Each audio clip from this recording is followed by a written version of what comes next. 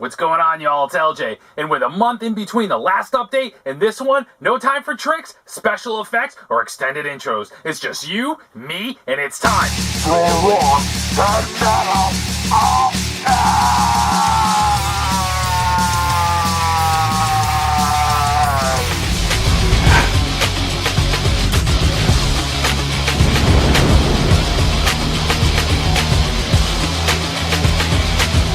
Oh yeah, here we go. It's time for a rock and metal update.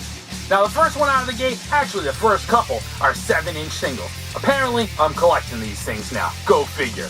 It comes from 2015, and it's from a band called Amulet.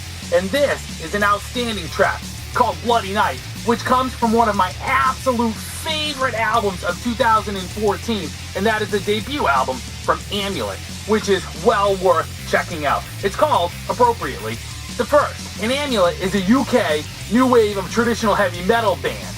Now their sound is deeply rooted in the new wave of British heavy metal. Bands like Holocaust, Angel Witch, and Diamond Head. And this track absolutely rips. Now the flip is a cover of a Hawkwind song called Levitation. It's a track from 1980. Now, Levitation, man, that added this great Blue Oyster Cult kind of type vibe to the mix at the time for Hawkwind, and it's carried forward faithfully here. An absolutely well done cover. And I guess putting this out a year after the full-length debut came out was kind of done probably to help drive interest and drive notoriety to that album, The First, and it's definitely one that you should pick up. So either it or the single are killer additions to the collection and both well worth seeking out. If you follow my channel for any amount of time, you know I love the new wave of traditional heavy metal. And you also know that one of my absolute favorite new wave of traditional heavy metal bands is Cauldron. Now from 2014, here is Cauldron's 3-song 7-inch consisting entirely of cover tunes. The first, Moonlight Desires, comes from 1987, and it's from a pop prog band that I'm really not all that familiar with called Gallon. It's a keyboard-heavy, original, and wild, unlikely choice. Now, Cauldron did a killer job on that track. Easily the best cut on the record, and it proves just how deep their influences are. Now, it and Iron Beast, which covers an obscure speed metal track by a band called Kratos from 1985, were both recorded in 2010. The third cover is called Sacrifice, and it's a Bathory cover from 1984, which was recorded during a 2010 sound check, and it has each band member singing a verse. It's unique, it's limited, and it's a killer release, done on the band's own label in a little fold-out cover. Absolutely fantastic EP. Woohoo! Woohoo! Woohoo! 2016 gave us a new album from Megadeth. 15 albums released, 50 million albums sold, and nearly as many ex-band members as Jennifer Lopez has ex-husbands. The needle drops, and from nowhere to hide bass lines to classic Megadeth multiple time signature changes, the entire album runs around everywhere from 1986's Peace Sells, But Who's Buying to 2013's Super Collider. Kiko Loureiro replaces Chris Broderick on lead and is easily the best partner Dave Mustaine has had since Marty Friedman in the 90s. I'm just going to do a full review on this one coming up soon on my channel, so keep your eyes out for that one. And to Mustaine's credit, he once again refuses to coast on autopilot and phone in a new release. Wild album. Now, just a year before Megadeth, 2015 saw the second new release in a row from a classic new wave of British heavy metal band, Satan. A wailing shriek, a fracture your chest bass line, and lead-off track Farewell Evolution begins. In Satan's calendar, take a glance, says 1983. It must, because hot on the heels of their 2013 reunion album, Life Sentence, which reunited the original lineup for the first time since the 1983 debut, Court in the Act, this is new wave of British heavy metal like few can do authentically in 2016. Soaring but dark songs, killer old school production, riff, vocals, attitude, and right through the explosive closer, Fall of Persephone. never lets up for a second. Pair this one up with the newest album from the recently reunited and fellow new wave of British heavy metal masters, Angel Witch, and I wouldn't be surprised to see a Ford Pinto sputtering up the road as I look out the window.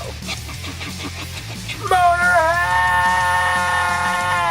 2015, Motorhead. 40 years in, and here's album number 22. Just stop and ponder on that number for a minute. There's no need for an in-depth review here. Motorhead is, and always was, one of the most predictable bands out there, and this did nothing, thankfully, to change that. 13 tracks, all jacked with Motorhead attitude. 11 tube amp blowing rockers, 1 ballad done Lemmy style, and a ripping take on the Rolling Stones' Sympathy for the Devil. Gone to that great gig in the sky just 4 months after this was released. Lemmy was a war machine right up until the end. A metal god in every sense of the word. And Bad Magic couldn't have been a better swan song. Who'd win in a wrestling match, Lemmy or God? Lemmy. God. Wrong, dickhead. Trick question. Lemmy is God. Have I mentioned I freaking love this band? From 2016, here's the new Cauldron album. Now, it had been 4 years since 2012's epic Tomorrow's Lost, and In Ruin is the 4th album from Canada's new wave of traditional heavy metal trio, and the first with drummer Miles Deck. Now, for those familiar with Cauldron's previous albums, In Ruin doesn't break any new ground, and that's exactly what I'd hoped for. Start to finish, it's packed with killer tracks, unmistakably stamp, with lead singer Jason Decay's songwriting and phrasing. Cauldron has always worn their influences proudly on their sleeve while maintaining a truly original sound, and this release is no different. Full-blown review coming soon. Keep your eyes open. But until then, this one has been freaking glued to the turntable. A Grail! What's the Grail? From 1985, it's from Def Leppard. It's called First Strike. It's an unofficial release. 7 tracks recorded in 1979. This is real, raw, scraped knees, ripped jeans, and without 2 nickels to rub together, Def Leppard. Def Leppard a full 4 years before they took the first left turn, let's call it, towards becoming a pop metal monster. A true new wave of British heavy metal record from a band that once deserved to say they were an instrumental part of that very movement. 4 of the 6 tracks here were later re-recorded and changed up slightly a year later for the debut, On Through the Night, one of my favorite albums of all time. While the other 3 were never seen or heard from again, a record I've been chasing for years. And while I once roller skated around the rink to Pyromania like everyone else, this is real Def Leppard, y'all. Pete Willis, Def Leppard. Except no substitutes.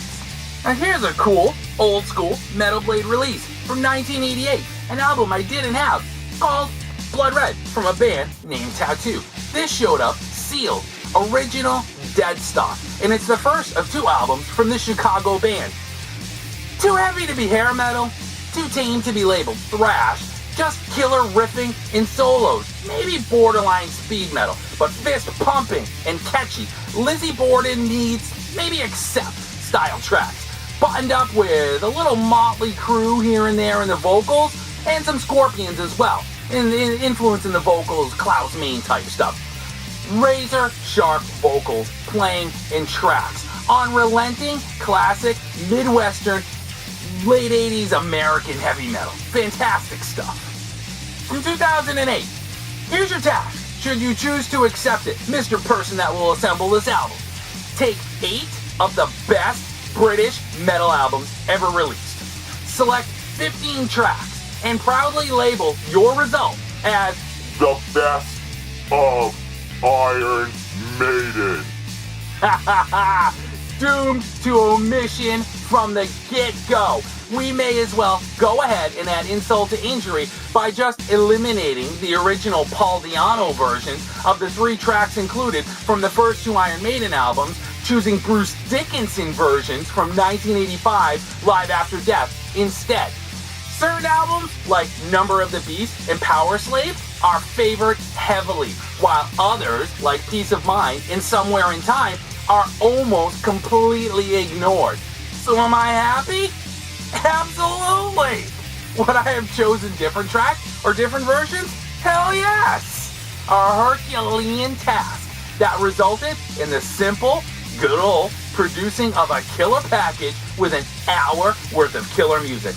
Up the iron! Now, from 2007, you've heard of Restless Breed, right? Of course you have. Int. Because a lot of classic, obscure, new wave of British heavy metal is like that. But from 2007, here is an early high roller release, one of the first couple of dozen high roller records. Originally self-released by Restless Breed on CD in 2003, they are a Scottish new wave of British heavy metal band that's been around nearly as long as the bands they most closely resemble. Those being Tigers of Pantang and to some degree even early Saxon.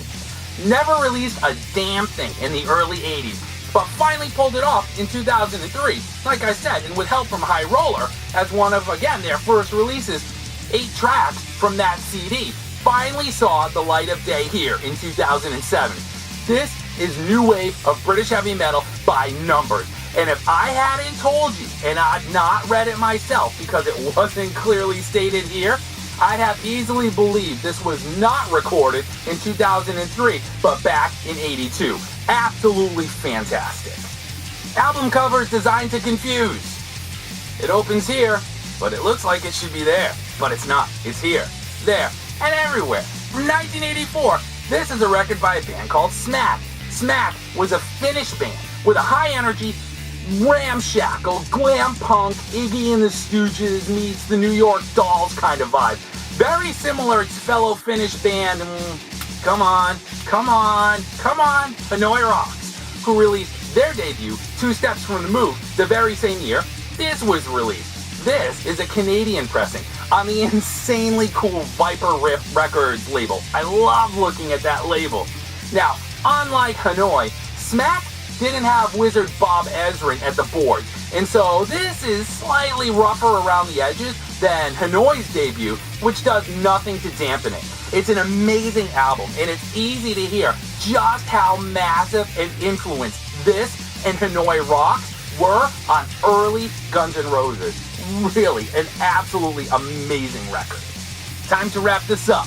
From 1987, we have the neck snapping debut from Arizona's Sacred Reich. From the first time I heard this, around 1989 or so, Phil Ryan's vocals pulled me straight in. Not melodic, but understandable. And as a band, right up there with other insanely killer thrash bands of the time. Think Flotsam and Jetsam, think Atrophy. These guys changed dramatically from album to album, slowing the pace considerably by 1990's excellent American Way. Outstanding record.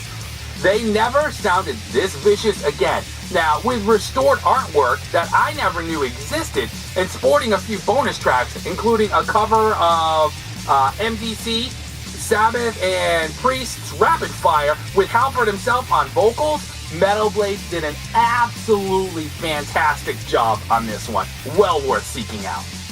And that's it for this month's Rock and Metal Update. I hope you dug it. Feel free to leave a comment below if you have one, and I'll see you in the next video. Later.